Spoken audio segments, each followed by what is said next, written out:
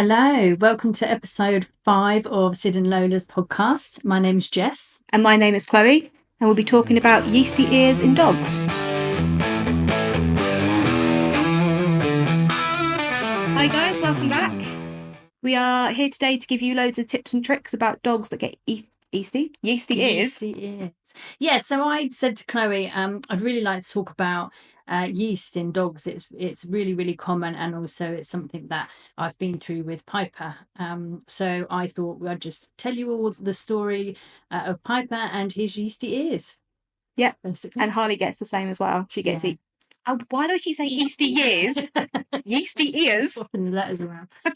Yeah, so what is yeast? So yeast is a type of fungus that grows normally on the skin. So all humans and dogs' skin have their own microbiome, and we have good bacteria, bad bacteria, fungus in its microscopic form. And what happens is the fungus from the yeast overgrows, and this can be for a number of reasons. With Piper, and usually it's gut related. So that's where we're coming from with this. Piper was found on the streets of Portugal as a puppy on his own. So I don't really know much else about him than that. He was taken to a really lovely rescue in Portugal, and he lived with a pack of dogs, all street rescued. And he was probably fed whatever the rescue was donated or they could get their hands on. So likely low quality kibble food. And what happens when puppies are fed low quality kibble food as a puppy is they usually end up developing leaky gut. And leaky gut is basically the very thin wall lining of the gut gets tiny, teeny little holes in it. And these tiny, teeny little holes let out teeny, tiny little parts of the protein of the food that they're eating, and then the body reacts to this, and the immune system reacts, and this can manifest in several ways. They can end up with skin issues, itchy skin, colitis in the gut, diarrhea, and other health related issues. But the gut health triggers the immune system, and the immune system becomes lower and weaker, and then this gives room for the yeast to grow. It's like a very bad domino effect, isn't it? Yeah. And so what you want is to wind it all the way back, treat the gut, get the gut happy, balanced, all the microbiomes balanced in the gut, the acid pH balanced in the gut. When the gut's happy, the immune system will be happier, and then the immune system can take care of the rest of the body. And in this case, the skin and the yeast overgrowth. Yeah. There's some things you can do along the way as well topically. So I used a natural ear cleaner for Piper. Connor Brady has brought out a new Propanthium, I think it's called. And there's tablets you can use topically on the skin to wash them, and then an ear cleaner. Is this the one we tried to pronounce earlier? We tried to pronounce Propanthium. That's it. Let's go with that. We'll put a link on the blog as well for that. And then I also used garlic oil in his ear. So I did the treatments at different stages. But I've sort of skipped forward a little bit. So back to when he was a puppy. He came over from Portugal. He was very sick on the bus over, and his immune system was weak. So this sort of gave way for the yeast to overgrow. Yeah. I took him to the vets. We established it was yeast and not bacterial. That's really important because a swab will tell you if there's bacteria in there, you may need antibiotics or an antibacterial wash. But if it's yeast and yeast overgrowth, then you treat it slightly differently or very differently. Yeah.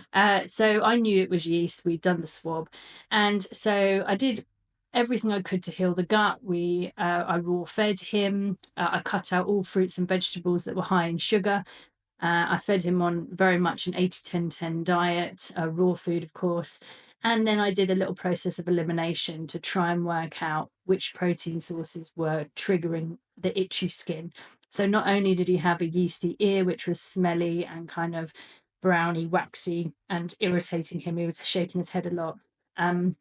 He also had quite itchy skin.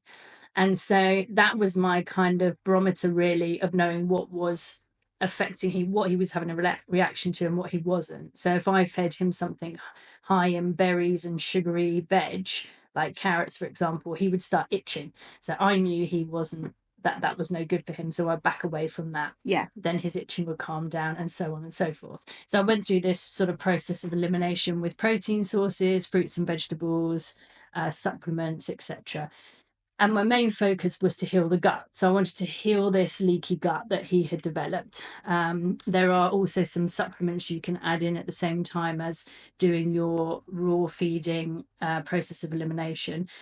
Tree bark's powder is fantastic. Slippery elm, marshmallow root. Connor Brady's just bought out a gut regime supplement as well, which I used later on. Anyway, so long story short, I got him to the point where that was all clear. His immune system was very strong. His gut health was really good. And he is now he'll be 3 in March. And then the reason I wanted to talk about this is because we had recently another trigger, which I found really interesting. I went away on holiday in September and he went to stay with a lovely friend of mine, but she wasn't keen on the raw feeding. So I swapped him over onto the 4th grade just meats. So no fruits and vegetables, just meat, cooked meat with some minerals for the whole week I was away. When I came back, after a couple of days, I noticed he was really itching. And I thought to myself, that'll be the change in food. That's the sign. Yeah. That's the sign. But I was hoping that's all it was, because then he would go straight back onto the raw when I was home. Then I started noticing the head shaking, and he was really shaking his head. And the overgrowth of yeast was back again. And I just thought, I couldn't believe that change in diet to ultra processed food again had triggered his immune system enough, had upset his gut enough to trigger his immune system enough to overgrow the yeast again. Yeah. So just that little thing, just it's amazing. That week of change in food. And that's sort of the power again of raw feeding, is that, if he was a dog that was ultra processed fed, kibble foods, etc., he probably would be on Apoquel by now, or something to stop his itchy skin, because he might have been itching so much that he made himself sore. So it's just so important to know that there's loads you can do with diet and food and healing the gut before you go down the medication route. Yeah. Apoquel also destroys all the good bacteria in the gut, so you're now in a vicious circle. It might suppress the immune system, but that's all it's doing really, is suppressing the immune system. So that then gives way to all sorts of other potential issues. Yeah, so rather than completely fixing it, it just eases it. Yeah. And it's really effective. And that's the trouble, is that your dog could go from scratching itself till it's bleeding to 1 dose of Apoquel and it's sleeping like a baby. So it's really effective, and so people stay on it. But the trouble is, it's really, really harmful for our dogs, really harmful. So you have to really go. But I wanted people to know that this has taken me about 3.5 months to get Piper's yeast overgrowth back under control. And so it's a process. It's the long game really. And so I healed his gut. I went back to the beginning, went back onto an 80-10-10. I used protein sources I knew he was okay with in the past, so rabbit, for example. And then I did my process of elimination again. Anything that started making him itch, I backed away from. I used some of the gut powder in his food for a couple of weeks. I added in some omegas, some oily fish, and just stripped everything right back again. Was very careful at what treats and chews I gave him. So really focused on healing his gut so that his immune system could take care of the yeast. Yeah. I also did treat the ear topically as well. So like I said, I used the propanthium in his ear for about 5 days and then stopped treatment. Gave it a few days with just cleaning. I used some Lucilin in between just to make sure that it wasn't getting, because sometimes they scratch and they get little cuts in their ears, so I was keeping it clean with that. But you have to be careful using chemical cleaners in the dog's ears, because you'll kill all the good bacteria. So that's why I don't use these harsh cleaning solutions, because you don't want to kill the good bacteria. We need the good bacteria. Yeah. If something kills bad bacteria, it will also kill good bacteria. So that's what you've got to rebuild once it's all been stripped away. So you don't want to be killing any of the good guys. So that's why I always use a natural approach if I can. I did take him back to the vet to double check it was yeast and not bacteria, because I think that's really important.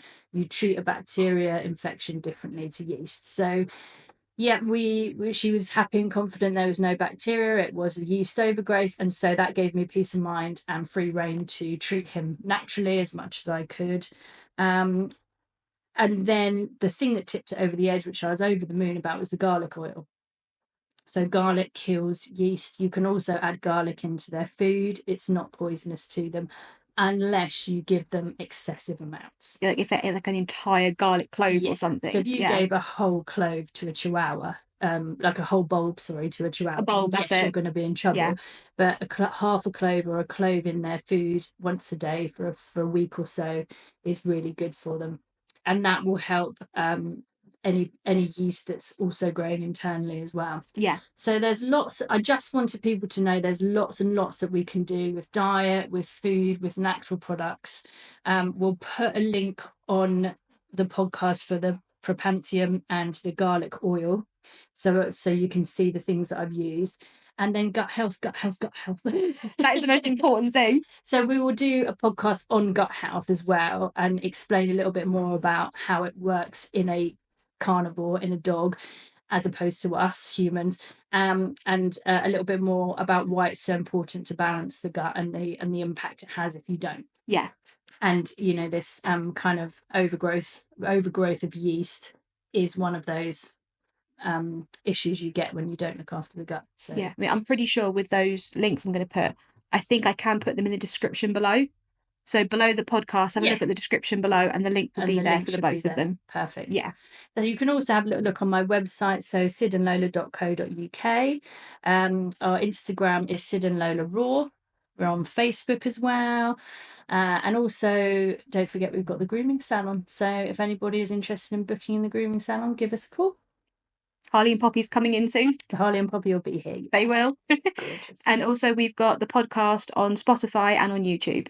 Brilliant. So you can find all the links and you can give us a listen. Amazing. And any questions, drop us an email on sidandlolapodcast@outlook.com. Amazing. And then we can carry conversations on about anything that you want to know more about, basically. Yeah. And thank you for listening. Thank you. And we'll see you on the next one. Bye. Bye.